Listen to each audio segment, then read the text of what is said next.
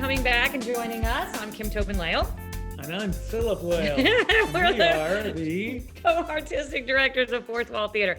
And our guest tonight is... J.J. Johnston, the Hello. founder and artistic director of Classical Theater Company in Houston, and also a founder of the Houston Theater Alliance. Yep. Along with me. Yeah. And so welcome, JJ. Hi. Thanks so much, guys. I'm excited to be here. I wanted to start by saying that I'm very excited to be here, but also I wanted to make an announcement to anyone who's watching this that should any trademarks, logos, or products be represented in this telecast in any way, please know that that is not an endorsement by the Fourth Wall Theater Company, Classical Theater Company, or any of our staff or board of directors. Okay. Thanks. Thank you for that. Thank you very much. That's very important. So I'm glad you made sure you said that first. I appreciate that. The timing was excellent. So good. All right, Whataburger, there we you're go. on. That's it. Whataburger, not a sponsor.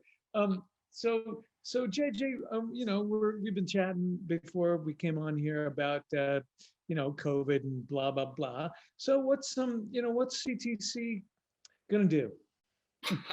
What are we gonna do? What have we been doing?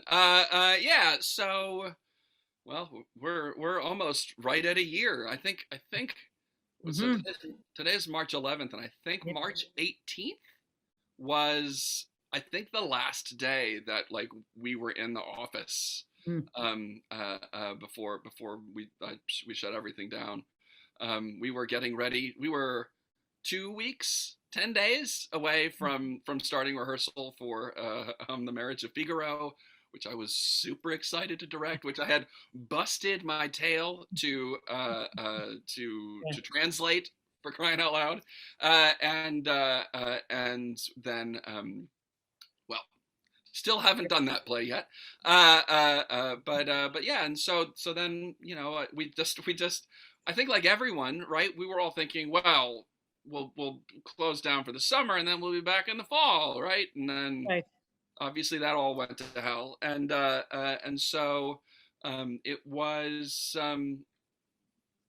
we just kept pushing so we announced a season, anticipating we'd have a season this year, and then we just sort of so we do 3 shows, one in the fall, one in the winter, one in the spring, and then we just kind of kept moving one back and bumping the one to the next season, and then moving another one back, then to the next season, and then now we will be having no full productions during this season, but I don't want to jinx anything, but so now that what was going to be 2020 2021 will be 2021 2022. That's all. Yeah. That's pretty much what we've done. That's what we too, think too. JJ. We feel pretty. Yeah. We're feeling pretty good about the next year. Yeah, I mean, okay. The announcements recently of the lifting of the mask mandate has me somewhat concerned that that's going to push things back. But we'll see.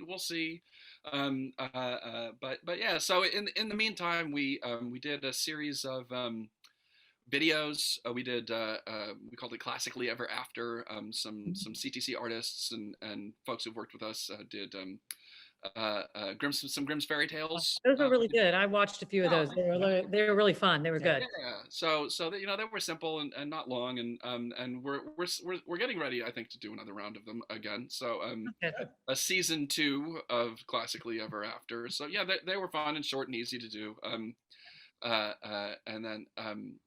And then we did a radio play production of A Christmas Carol, production of A Christmas Carol, which we did back in 2014 and 2015, and it was very successful. We really enjoyed doing it. It was fun to change the format. We were a little tired of Zoom performances and we just wanted to change it up and do something a little bit different. So the radio play format was fun. It was a neat challenge to tackle. We had Jeff McMurrow did our videography, our good friend Jeff, And then John Harvey did our sound design, so he did all the sound effects and whatnot for it, and we brought back the original cast. Plus, we added someone because it was a little tough to transfer stage to radio play and keep it exactly as we had it. And 𝗕𝗲𝗄𝗍, who directed it, came back and directed it again. So yeah, it was fun to. It was frankly nice to do something artistic for the first time in many months. And then we are right now in the early days, but it should go quickly. We want to do another radio play in the spring, I think. So, so I'm hoping we have something by late April or early May of another radio play. We're looking at some fairy tales and stuff. What's that? I was just going to ask, can you give it a hint of what it might be? Oh, we're juggling a couple different scripts right now, so I'm not sure what it'll be necessarily, but we are looking at a couple of like folk tales potentially. Okay. So, yeah, it's trying to stick with our regular purview. So yeah, so we'll see, but I'm excited about doing that because I just want to do something artistic, I understand. I know, and we like you. We're much like you. And this is not to say that I don't appreciate and respect all the people doing Zoom programming, but it's just not our purview. We're just not big on trying to do a Zoom play. So we also did some Christmas storytelling. We did a sitting with Shakespeare where I kind of coached him on monologues to show people monologues. But we're doing more, format that feels like a little bit interactive teaching or storytelling, because as like you, the play format, and Jeff filmed our storytelling. We had that filmed and put on instead of just being like a Zoom. And it's fine because there's a lot of people doing it, and we're like, you know what, there's a big market for Zoom readings and Zoom plays, and we kind of want to save the play thing for being back in the theater, and so do something a little different. In our season, we planned originally was to in the fall do the War of the Worlds, not the radio play, the Right. original H.G. Wells novel Production. we adapted the novel, and we're ready to produce it in the fall. Okay. And then people kept asking, well, why don't you just do the radio play? Just do the radio play. I'm like, well, it's prior to the radio play, it was a novel by H.G. Wells in like 1896. So I was like, we don't, so it's not a straight 1-to-1. And then the way we're looking to produce the play wouldn't work in a radio play format. Doing it on the radio, yeah. We did a production. We did 2 productions of that radio. Yes, I recall. Back in the day for Halloween. It was fun. Halloween, but it's only 45 minutes long, maybe 50 minutes. Well, that's the radio. You adapted the novel, right? Yeah. So the novel's not long either, frankly. But it'll. I think we did a read through with the cast, and it was. I'm trying to remember. I want to say it was about an hour and a half or so. Yeah, I was going to say probably about 90 minutes. That's great. That's perfect. That's what everybody wants now. I'm like, look, you're still going to have to do an intermission now and again, but we'll give you some 90-minute ones. Well, and that was the thing. We've specifically designed it because, at the time, anyways, you weren't supposed to have intermissions. Like, it was like it was like supposed to be 90 minutes. No intermission, no intermingling. Like it's just like because of all the COVID restrictions. So right back then, yeah. So, well, and also War of the Worlds. You don't really want an intermission in War of the Worlds. So that definitely, I think, is a better show. Just it was tough, but anyway. So we'll see. So we'll see about this fall. I know. Yeah, I know. We've got our fingers crossed. We feel good. Right. We're feeling positive, even with the mask mandate being, taken off. Hopefully, if we get the vaccinations the way they say they're going to roll them out and how it's going to happen, things will look really positive and people will feel good by, September, October, and maybe we can do some theater. Yeah. So, this is a bit of a change of subject, but part of the Fourth Wall mission is to attempt to pay a living wage to theatrical artists. Something we still haven't gotten to, but that we work toward. And I don't know if I've ever really articulated this to you, but you were really a major part of that of the inspiration for us to do that, because of the way you run classical and did from the very beginning. Can you tell us a little bit about that and how you arrived at that? And absolutely. So we were. When I went to go found the company in 2007, we incorporated and then produced in 2008. But I was very lucky. There was a stretch of, I mean, it'll never happen again. But I had a stretch of, I want to say it was like 2 years. I think it was 2 years. Where I was acting, where if you compressed all of the time I had off, it was like about 8 weeks over 2 years. wow. I was, the roles were right and the places were available and like it all. I mean, I was double fisting shows. I was performing in one, rehearsing in another, and like it was crazy. I mean, and I was in here. I was in DC. But I worked my butt off, right? And so I got to the end of 2 years. Here I am, I've got an advanced degree and I've got, and I just had a crazy run, and at the end of those 2 years, I looked back and I was like, I have no money, I was like, I have nothing. I'm acting at the Alley Theater. I'm acting, at Theater J in DC. I'm acting in, like, I'm all over Houston, all these different, like, stages and like, and I was just like, I have an advanced degree. I just busted my tail. I mean, like, and I just had a crazy good run, and I essentially had enough money to put gas in my car and, like, food on my table, and that was it. I had no savings. I, couldn't make any major purchases. And I was like, that is crazy to me that the run I just had was so significant, and I have nothing. I have really. I mean, your roles you have to show for it, but you have no money. Yeah. And so when I went to go found CTC, I was like, I don't want that to happen. Like, I think that's ridiculous.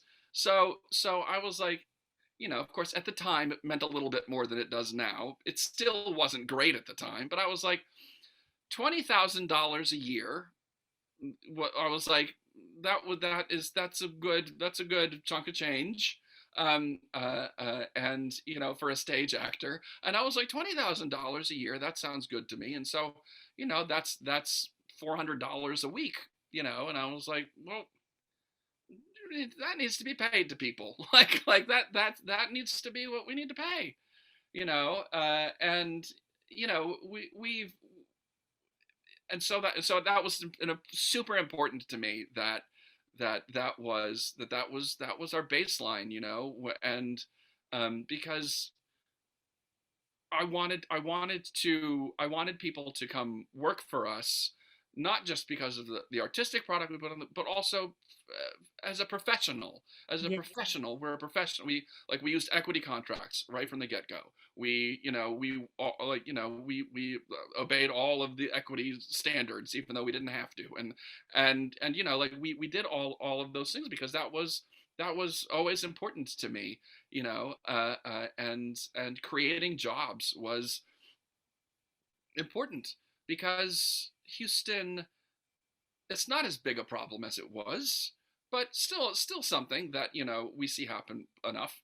It would vent talent. Like you would have students, graduate from local, universities and colleges, and we would work with them for a season or two, and then they'd go off to New York or LA or Chicago.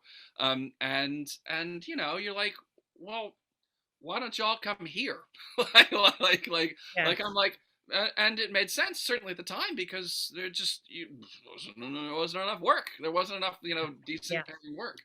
So, that was always something that was always important to me, to use equity contracts, and to have a professional environment where people are respected, and respected not just in interpersonal relationships and in a working relationship, but also respected by the the compensation they receive. Right. Yeah. So No, absolutely. I've always, and you and I feel very much the same in that. And, I've always been a big proponent of that, and Philip as well. And, I think there are a lot of theaters in town who've really turned that corner and have, really changed their perspective on understanding how important it is to keep talent. And you can't keep talent if you can't pay them.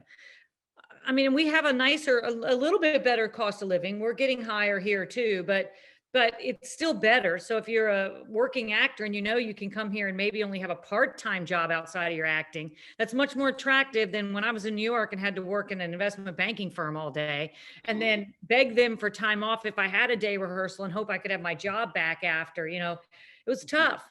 So absolutely. working towards that goal and trying to get people up to those numbers that are reasonable. Right. I remember a story you told me.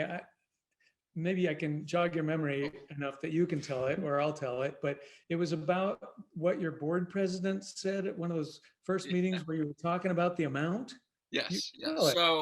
So it was one of our very early board meetings, and it was going into, because as I said, we incorporated in 2007, and then in January of 2007, but we didn't produce a play. Shylock the Jew of Venice until October of 2008. And so almost 2 full years, the better part of 2 years, between incorporating and producing. And in the interim, we had raised money, and we did a couple of readings at the Brazos bookstore, and Right. we'd done some things, but when it came time to propose the budget to the board for our first season, our first producing season, I was incredibly nervous. I still get nervous, but I was like incredibly nervous to propose, because I knew I wanted to pay artists and technicians and whatever. I wanted to play people as well as I could, and so that was certainly at the time quite an aggressive number, and so I was like, oh man. So I was like, okay, so I went to go propose it, and I immediately start backpedaling. I was like, okay, so we're gonna do this. I wanna pay people pretty well, and so our board, a member of our board goes, well, how much are you going to pay? And I was like, well, listen, I know it sounds like a lot, but it's really important to me that we pay. How much do you want to pay? And I was like, it's really sick. How much do you want to pay? And I was like, $400 a week. And he goes, wow, that is not much money. I was like, yay for him! Yay! all right. So I was like, I was like, yeah, you are correct. But yeah, I was so nervous, and then they were like, that's a basically poverty level, you're just like, yeah, okay. You know what's great about how you just told that story to me is the fear you had for asking for money. And, I coach my actors when I teach all the time. I go, don't ever go into a job that you don't know what you're getting paid before you even audition, because once you get the job, you are going to take it. Right. And I said, that's because you're in a fear culture. And you're like, absolutely. And they go, you're going to get paid $50. And you're going to go, okay. And you're going to do 8 weeks of work for $50. Right. But if you'd have asked at the front door before you audition, you'd go, oh, I'm sorry, I can't work for $50, because you have no skin in the game yet. Right. You didn't audition. You didn't do anything. I tell them all the time, it's so much easier to just say no when you know it before you walk in. And so it's interesting, absolutely. Isn't it, how that is so much in the culture of artists that we aren't worth any money. And I mean, you're doing an amazing thing. We're retraining that thinking. We're working all the time on retraining it in board members and audience members and other artists. because God knows they want to work. I don't begrudge them. I mean, it's like they want to work, they want to share themselves with you, they want to put stories on the stage, but it's a cultural problem. It's a serious problem. Absolutely, absolutely. And so, you know, I mean, the whole like, you know, oh, it's exposure, oh, you're making connections, like you're like, that's Oh, that's the best. You get older and you go, oh no, that doesn't matter. Yeah. Can't matter early. Well, you know what I mean. Yeah, But if you're in Houston, it's like, look, we're going to see you. We all go to plays. If you don't do that play, we'll see you in 2 months in the other play that somebody paid you for. Right, exactly. So, JJ, there are thousands of amazing plays written after 1921. Yes. You can't do any of them because you have a rule that says your plays have to be 100 years old, right? I can't do any of them. What the hell are you thinking? Well, I'm so glad you asked. So, well, you know, I kind of hate this term because it comes with baggage, but I am a classically trained actor. So, like, you know, I'm not a big fan of the term, but it works, it fits. Like when my grad program at Catholic University of America, at least at the time, was very strict when it came to the classics. We worked very hard on the classics. I worked on very few modern or contemporary plays. Almost everything was you know, old plays. So I mean, we did a whole year of just Shakespeare. Like all of our classes were like Shakespeare based, you know. So like that's like it just got like, you know, just pounded into my head. So so that was what I that was kind of like what was in my blood. And this was in Washington D.C., which isn't that big a city, but it has a. I just got an email, by the way. It was me. I thought it was us. No, it was me. Yeah, I'm very excited. My Amazon shipment is on the way, or something. Right.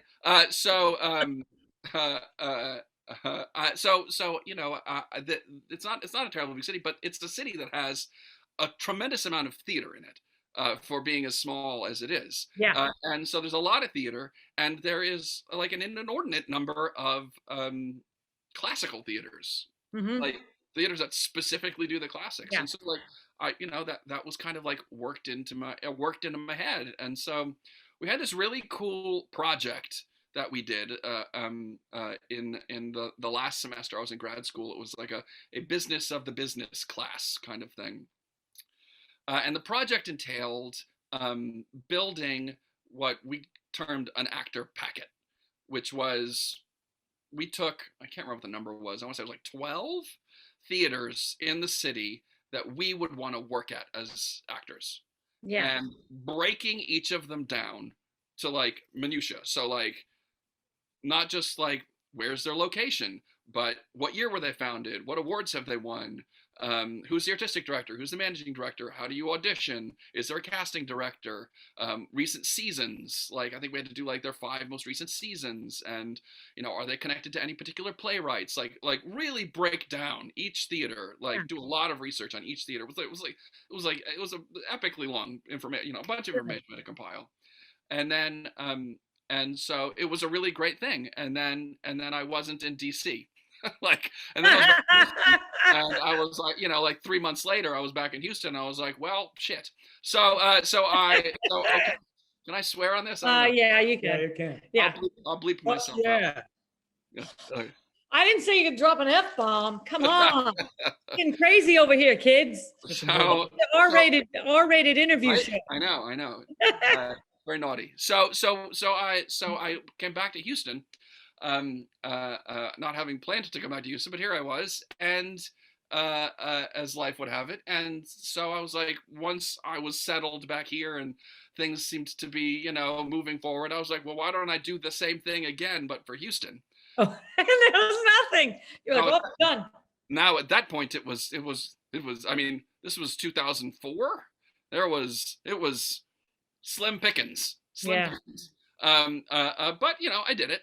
one of the things that struck me was there was no classical theater here. Right. That's I what was I like, think I know. I was like, that's my niche. Like that's my in. That's what I do. And I was like, and now I was like, oh, it's not here, except for Houston Shakespeare Festival, which is Right. great, and occasionally the alley, would do a Yeah, Shakespeare, but like sure. that, Or a Moliere or something, but yeah, like not that very was often. about it though. Like there was not much here. Um, and so I was like, oh well, you know what? One day I'll start a classical theater, for Houston one day. And like I had this exact same conversation with a gentleman at a Christmas party, and that very same conversation, in fact. And he said, well, why don't you start that theater? And I was very flippantly was like, well, would Why you don't pay you pay for it? for it? And he goes, yes, I'll give you some money. I was like, All right. There you go. okay, well, that is okay. So that got me, excuses kind of disappeared at that point. And a year later, after doing a ton of research, because I had no idea how to start or run a theater company, I didn't have any understanding whatsoever of any of it. And a board of directors was just the people who showed up on opening night and went to the after party. Like that was all I knew. And so I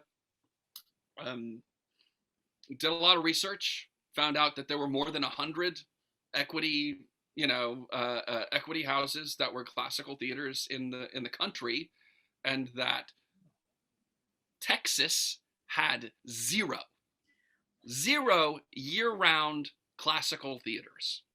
There were festivals like Sure, the Shakespeare Festival, yeah. but like The little Dallas seasonal Theater, festivals. the Yeah, Dallas Shakespeare Festival, but not an all-around theater but company. that was it. Yeah. There was no year-round classical theater. That's Now fascinating. there are some that have classical in the name, or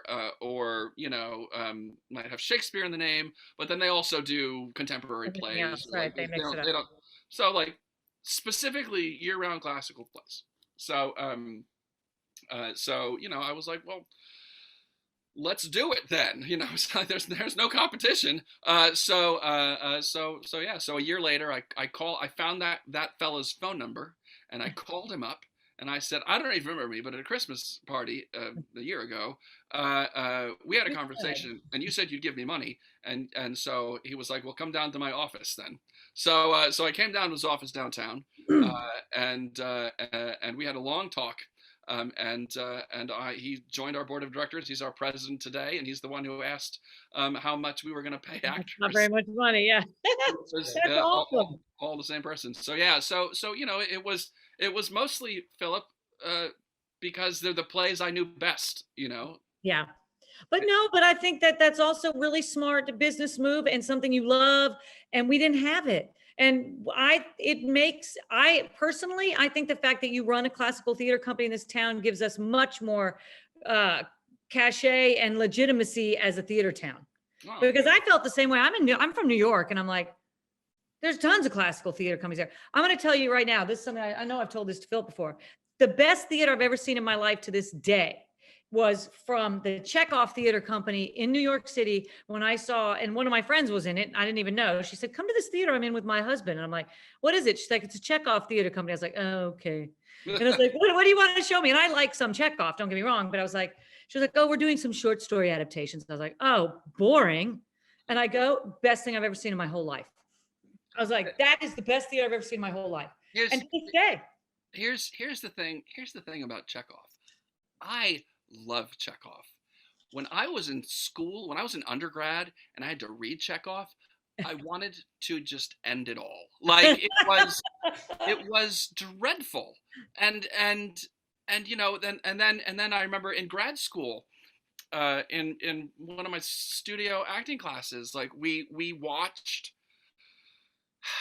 I want to say it was the seagull. I think it was the seagull on, and it was like Olivier, and it was from, Yeah, it's very turgid. Yeah. yeah. And I'm just like, oh my God, this is abominable. Yeah. And then, I started reading his stuff, and I started reading some criticism of his stuff, and essentially the key to Chekhov, as CTC's Uncle Vanya will know, is that it's funny. It's funny. It's a comedy. I get so mad at directors who don't understand that it's funny. The Brits, apologies to any Brits who are listening to this, did a tremendous disservice to us in like the 60s and 70s by sucking out all of the comedy. Like they were like this filter, like from Russia, and then it traveled here, and it just like, the Chekhov must be just like this tortured, like, and I'm like, no, Chekhov is Charlie Brown, like Chekhov, like nothing works, nothing goes their way, but you laugh at it, like it's funny, and if you, yeah, I've been told, I have not seen this in person, but I've been told if you go see Chekhov in Russia, people are like rolling in the aisles, like they're raucous, and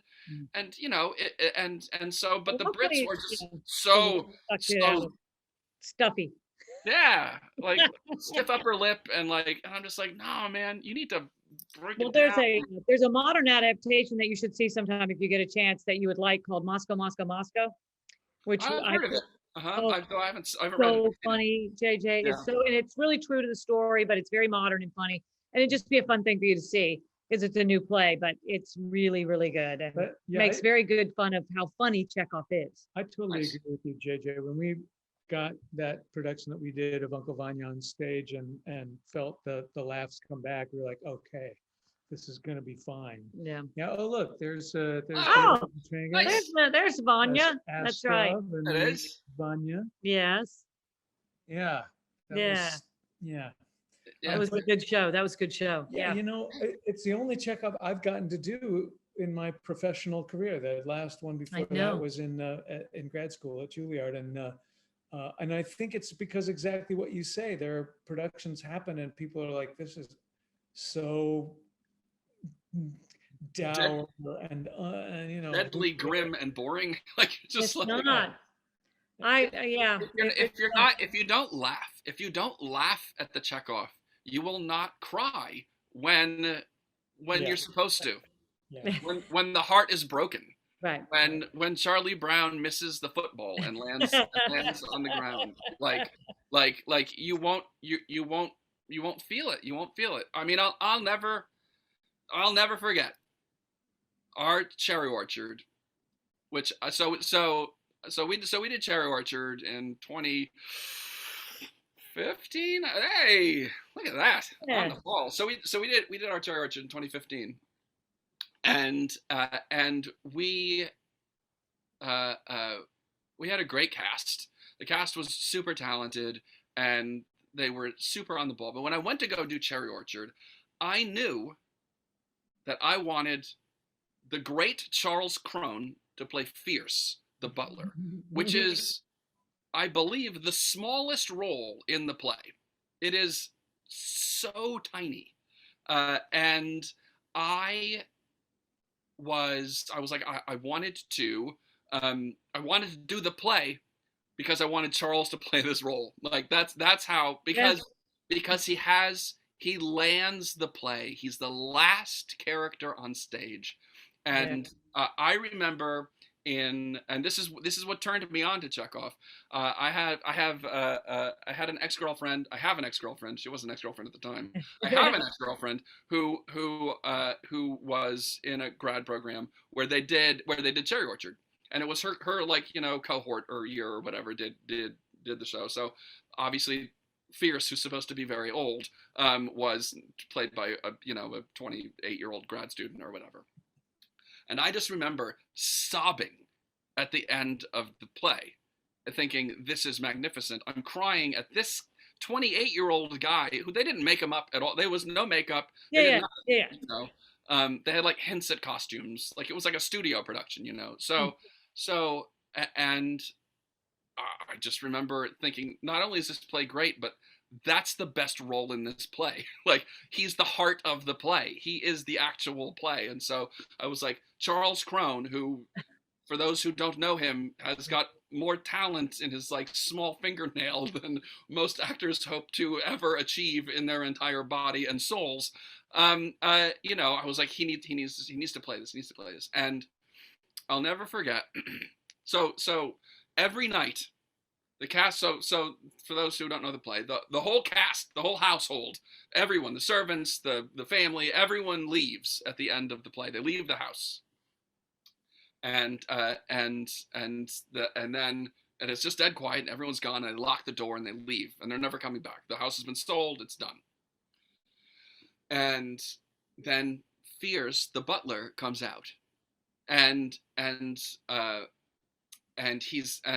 we gave Charles this like comically small suitcase, like, because, you know, he's like a serf butler. Like, he was like, he has no belongings. He's wearing everything he owns, you know. So he's got this comically small suitcase. Everything's dimmed on stage.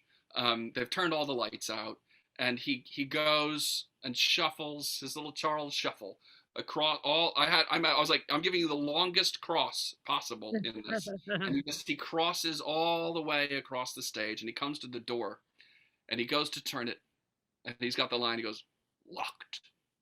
And the audience inevitably would laugh.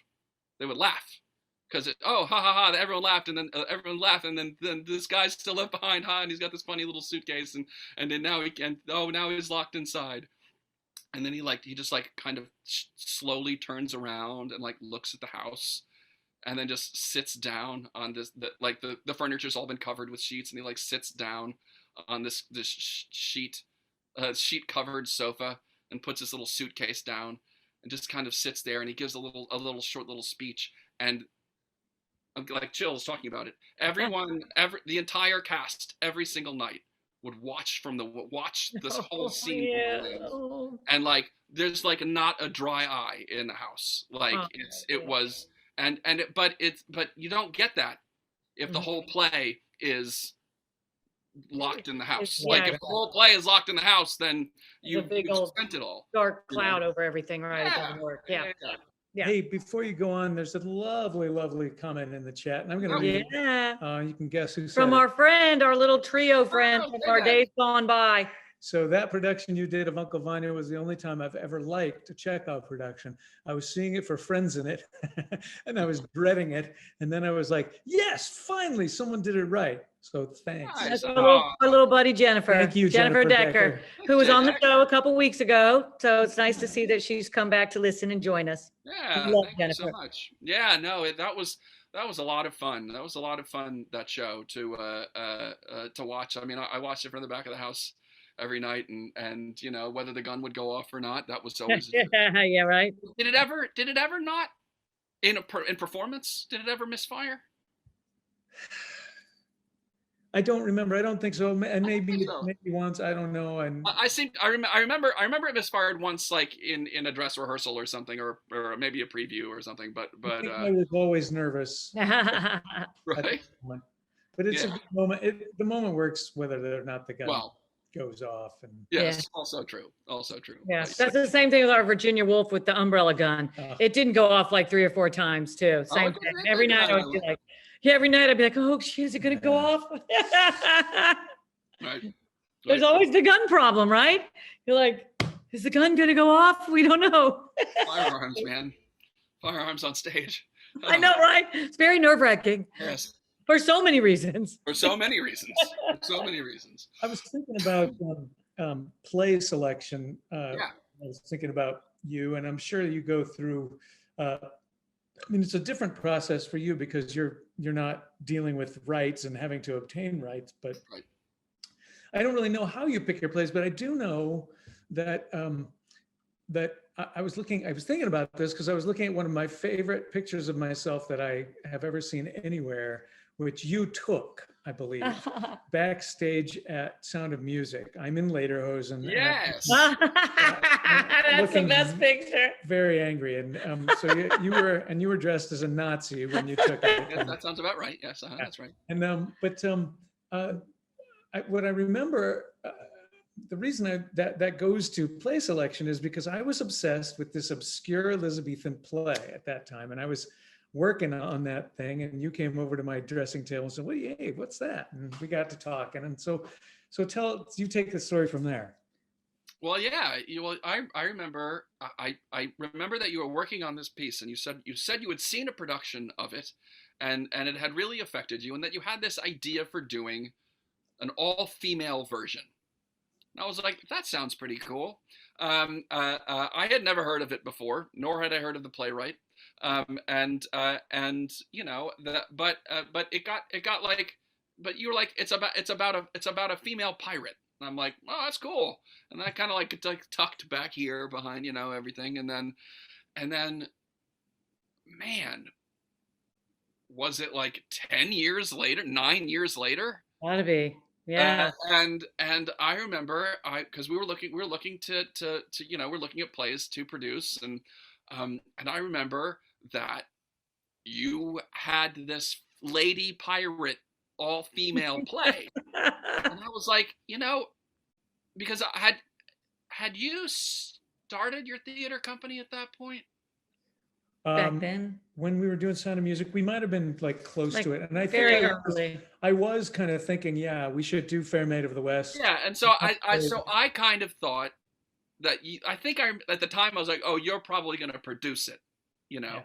and then like 9 years later, I was like, he never produced that play. I don't know why it never got on our docket. We talked about it a few times, but so I was like, hey, Philip, whatever happened to that lady pirate play? And you're like, oh yeah.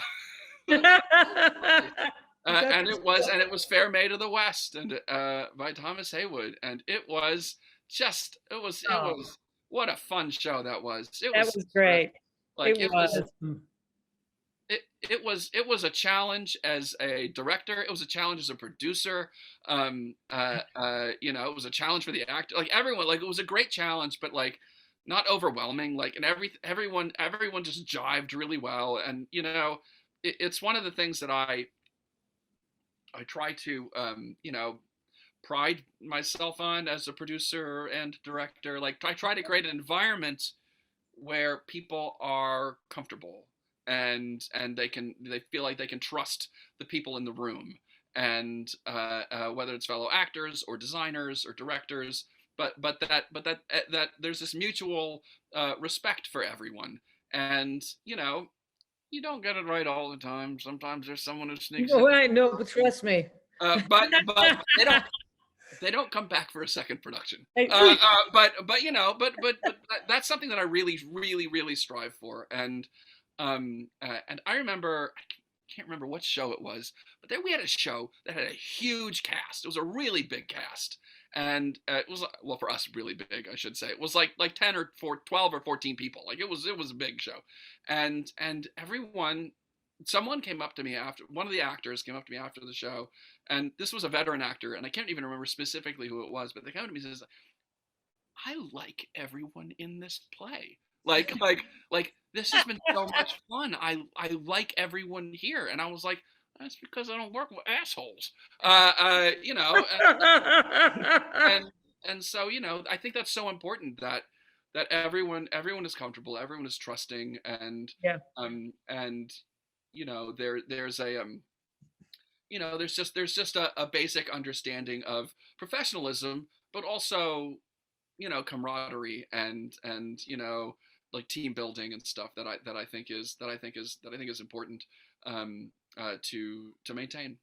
I couldn't agree more. I've worked with so many assholes in my life, and every time I've worked at classical, it's been a really good feeling in the room, and yeah, I mean that's important to me as a leader too, JJ. That's that, and like, thank you for doing that. Of course, but it's like I don't care how talented you are. If you come in the room and you make everyone else around you worse, because like you're not worth being Yeah. in the room. No. I would much rather work with a less talented person who makes everyone else around them better, than someone who's gonna like suck everything out of the room. Yeah. A toxic person is that is Yeah. very, very There's an challenging. article recently by Olivia Wilde, who's now directing, who fired someone on her Oh set yeah, that, and said yeah. It basically, was I don't work with assholes. Shia Yeah. LaBeouf, right? I Yeah. think she fired Oh, Shia yeah, like LaBeouf. he's not the first person to fire Shia LaBeouf or whatever his name is. Also He's true. like, but basically, he was like the lead or something. So, to fire the lead and because he was making someone uncomfortable, and it's like, hey, you just can't, you're not helping anything that way. It's one thing to struggle with something and to be having a hard time and Sure. say to somebody, hey, I'm really struggling with this part. I'm sorry if it's upsetting. I'll get through it. But it's another thing to just, be like, F you, and you just get out of my way, and I need to have my space, and I don't know what's going on here. All the demands of the space of the diva I own. Absolutely. There's something totally different between struggling and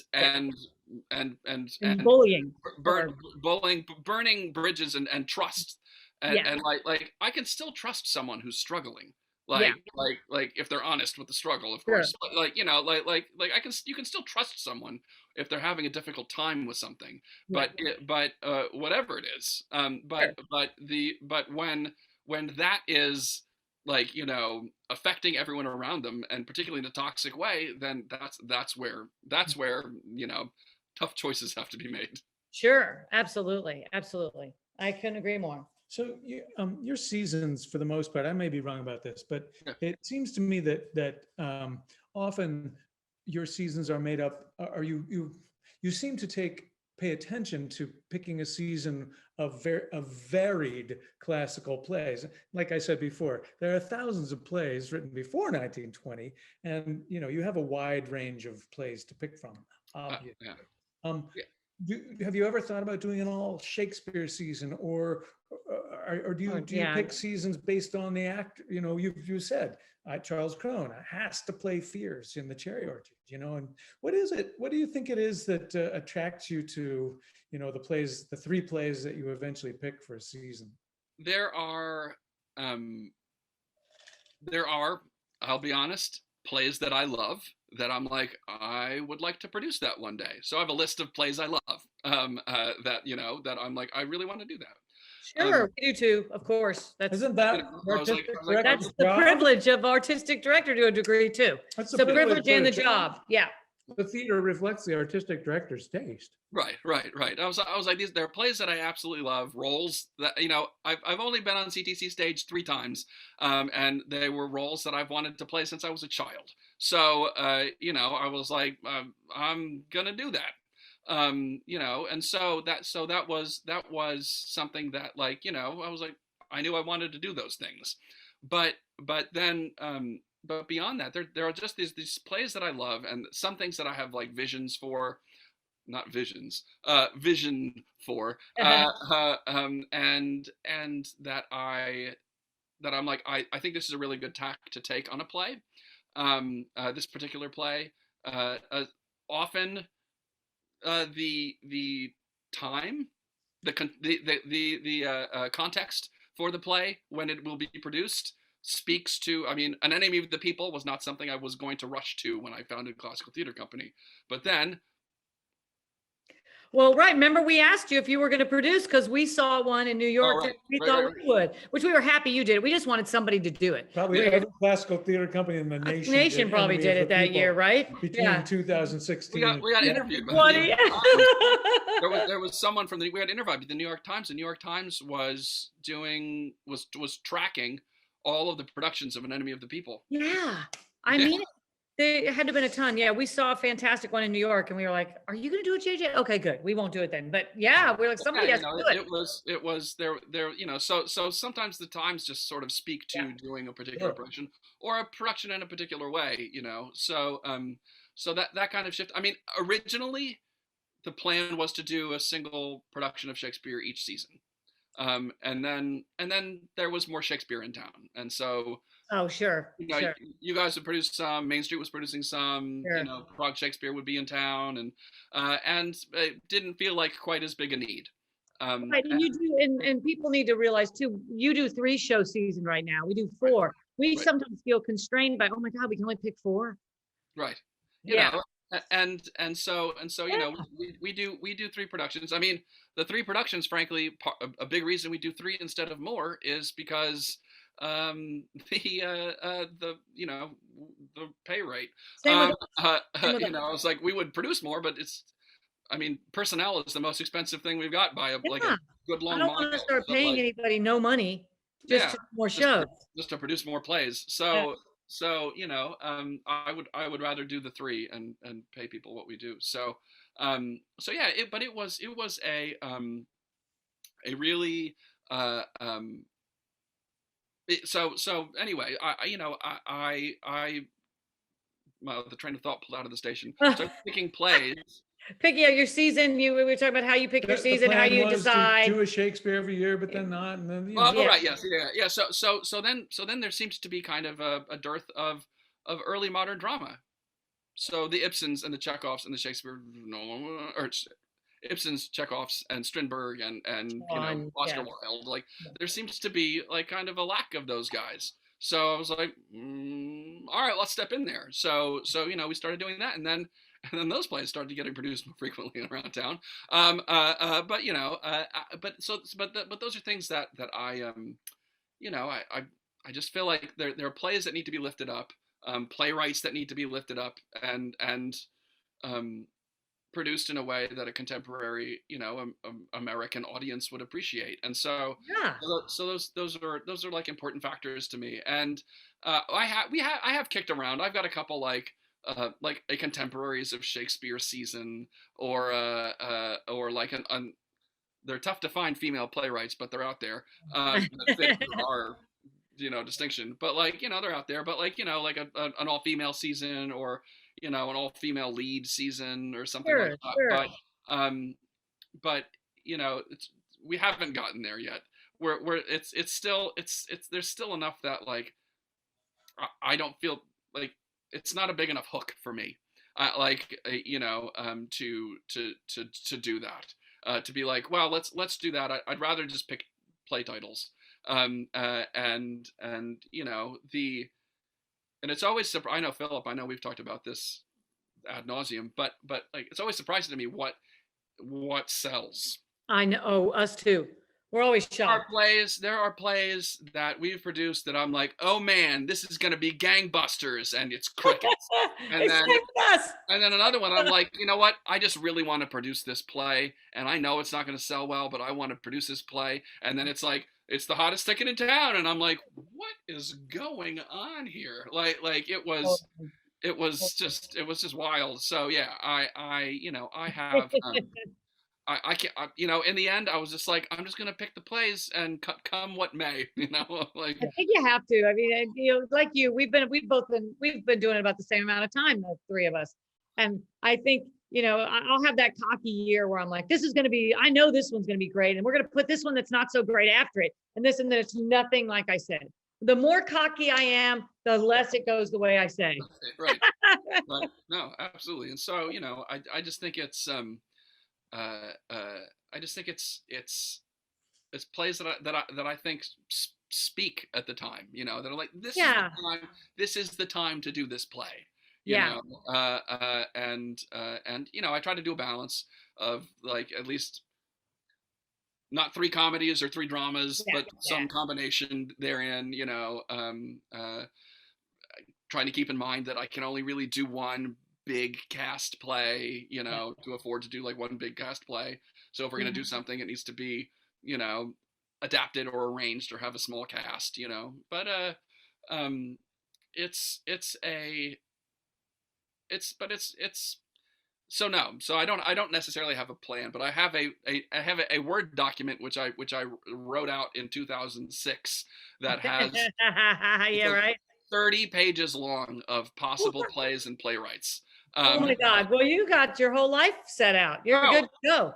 I'll never run out of plays. I'm not ever worried about it. Well, and the other thing is we get to add new plays every year. You do. Yes. I know you've got one on your list you're waiting to do. And oh my God, Mhm. I might have to have a lunch meeting with you. I don't know. Well, you probably want to direct it, but it's a 𝗕𝗲𝗄𝗃, which is Oh, one of my yes. favorite plays too. We're almost at So- 100 years. Almost. I know. So I might have to have a lunch talk with you about that one. I know Mhm. I might have to try to beg you to let me be involved in some way. So 'cause JJ, that's like my okay. favorite play. We're nearing the All end of our, we're nearing the end of our time together for tonight. I wonder, is there anything that you wanted to talk about that we didn't get to? If not, I have other questions. I'm ready. Something to talk about. I mean, if I had to talk about anything, it might be Whataburger. And what an absolute joy it is in all ways. Look at the happy bright orange cup. You know, it's like an inverted McDonald's symbol. Did they give you some money?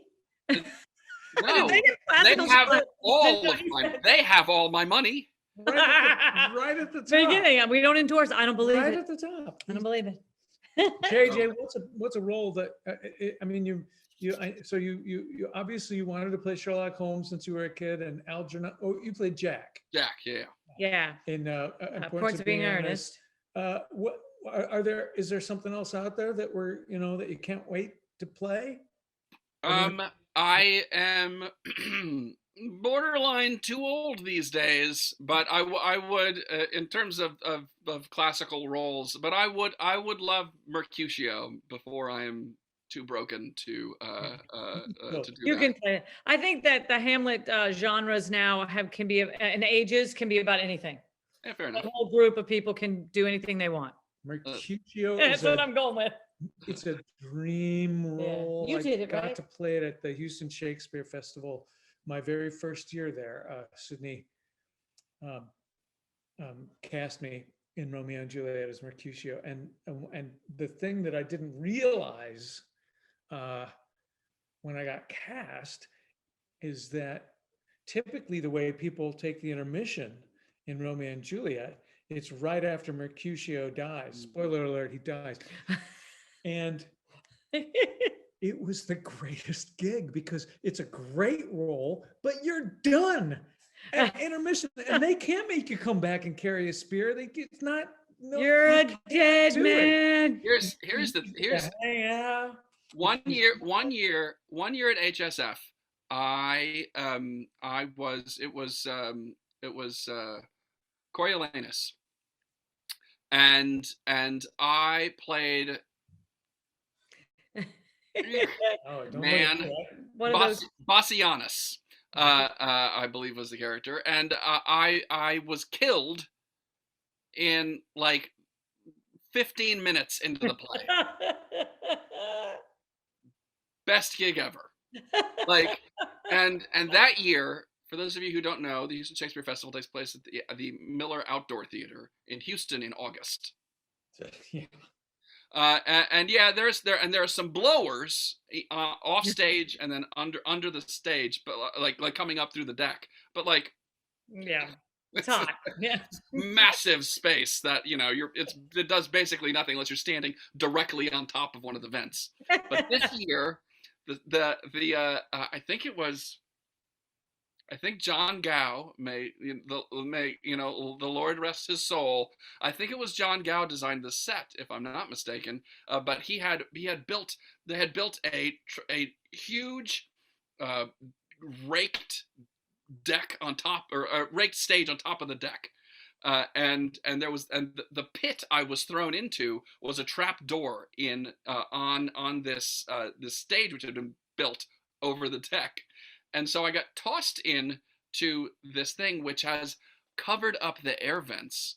So it's getting tossed into like this refrigerator. And oh yeah, totally worth it. Totally worth it.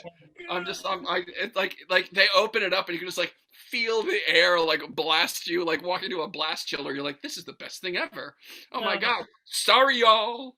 You know, like it was the best. So yeah, and then like 50 minutes in the play, I was done. You know, I was like, well, Of being, I've been in several shows out there, and there was always a curtain, and so I remember being like on stage when the curtain rose, and it's cool back there when the curtain's down, right? And then you're standing there, the curtain goes up, and you feel it. It takes about 5 seconds, just goes away, and your heart kind of goes, Oh. yeah, you're like, damn, now it's gone. It was the best. It was like just getting tossed into that nice cold pit, and then listening to Astros games on the radio with Bill Hardy backstage. Oh, Back there's in the a dressing shout room. out to Bill Hardy. well, Bill Hardy. 2 shout outs today with Bill Harvey. This is going to have to be the last thing. Yep. There's an equity thank you video going around. And Yeah. Susan Schaffner says something in it, and on There's the a table picture next to her of is a him, of photo Bill. of Bill Hardy. So Sweet. Bill made it into our Yeah, equity and into our video. conversation Thought that was today. pretty That's neat. nice. Mhm. Well, let's wrap this up. What a And thank pleasure, you for being JJ. here. What a Thank fun you. time. It was my pleasure. I was glad to be here. Thank you for inviting me. Yeah. You know, check out CTC's YouTube page and Instagram at CTC Houston, and our Facebook page. Yes. You know, and sign up for our newsletter at classicaltheater.org. And this fall you can come to a play. There. That's right. I'm Nice. predicting How about that? We're predicting. We've got our fingers crossed. We're all feeling good. So get your Right. shots, people. But thanks Yeah, again. right. All right. We will see you soon. Thank you. All Great right, to all, see you, thank hon. All right. Good Goodbye. night. Good night. Good night. Good night.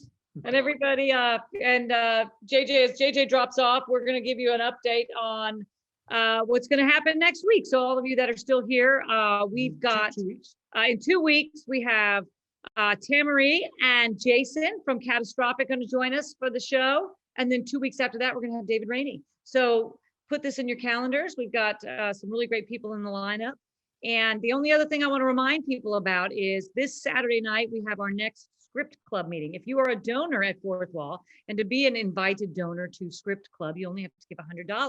So if you haven't made a $100 donation this year, you might want to get online and make that donation. You'll get invited. This week, our script is The Lifespan of a Fact, mhm, which is an adaptation of a book by John ΔGATA and Jim Fingal. It's by 3 authors, and I can't remember their names. I'm ashamed to say. oh well, you can look it up. Yeah. And then if you decide to make a donation, get on that list to join us in a month.